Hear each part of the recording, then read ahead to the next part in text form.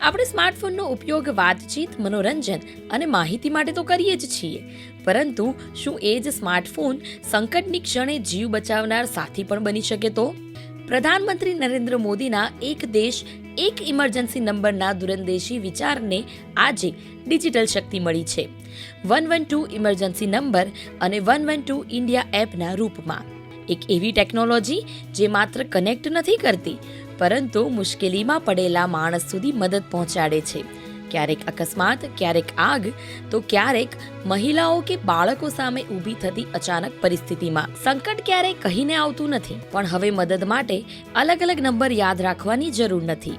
પીએમશ્રીના vision હેઠળ sense, reach, care and follow up after 24 hours જેવી સંવેદનશીલ કાર્ય સંસ્કૃતિ સાથે કાર્યરત આ વ્યવસ્થા માત્ર ઇમરજન્સી કોલનો પ્રતિસાદ જ નથી આપતી, પરંતુ સંકટમાં રહેલા નાગરિકની ચિંતા, સહાય અને સુખાકારીની સતત કાળજી પણ રાખે છે. દેશભરમાં અમલમાં આવેલ 112 ઇમરજન્સી રિસ્પોન્સ સિસ્ટમ આજે પોલીસ, ફાયર અને એમ્બ્યુલન્સ સહિતની તમામ મુખ્ય ઇમરજન્સી સેવાઓને એક જ પ્લેટફોર્મ પર જોડે છે.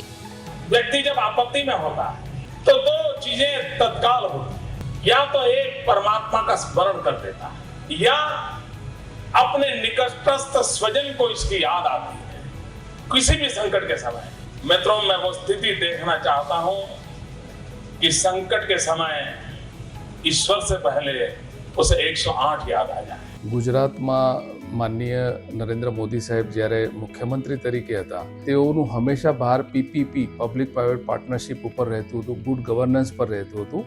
અને એના જ ભાગરૂપે ગુજરાતમાં 2007માં શરૂ થયેલી 108 ઇમરજન્સી સેવા, એ વખતે જ એમનું વિઝન એવું હતું કે medical, police, fire, disaster, woman safety વગેરે સબ્જેક્ટ્સને એક જ નંબર હેઠળ આવરી લઈ અને મુશ્કેલીમાં કોઈ પણ વ્યક્તિ હોય તો એને અલગ અલગ નંબરો યાદ ન રાખવા પડે અને એક જ નંબરથી એને મહત્તમ સેવાઓ પ્રાપ્ત થઈ શકે એવું આયોજન કરવાના તેઓ હિમાયતી હતા. હું જોબ ઉપરથી ઘરે જાઉં, મને મોડું વહેલું થાય એટલે મારી ફેમિલીને કોઈ ટેન્શન પણ નથી, કેમ કે 112ની મને હેલ્પ મળે છે. SOS બટન દબાવો એટલે 112 મને ક્યાંથી બી શોધી કાઢશે.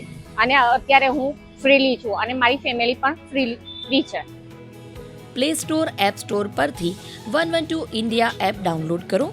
પછી મોબાઈલ નંબરથી રજિસ્ટ્રેશન કરો. તમારી પ્રોફાઇલમાં નામ, સરનામું અને ઇમરજન્સી કોન્ટેક્ટ ઉમેરો. ત્યારબાદ જ્યારે પણ જરૂર પડે ત્યારે એક બટન દબાવતા જ તમારું લોકેશન અને માહિતી સીધી કંટ્રોલ રૂમ સુધી પહોંચી જાય છે.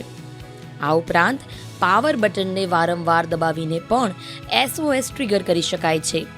ફોનને હલાવવાથી શેક ફીચર પણ એલર્ટ મોકલી શકાય છે. ખાસ કરીને મહિલાઓ માટે શાઉટ ફીચર, જે તાત્કાલિક આસપાસના વોલેન્ટિયર્સને એલર્ટ કરે છે અને મદદ આવતા સુધી તમારી લોકેશન રિયલ ટાઈમ ટ્રેક કરવામાં આવે છે.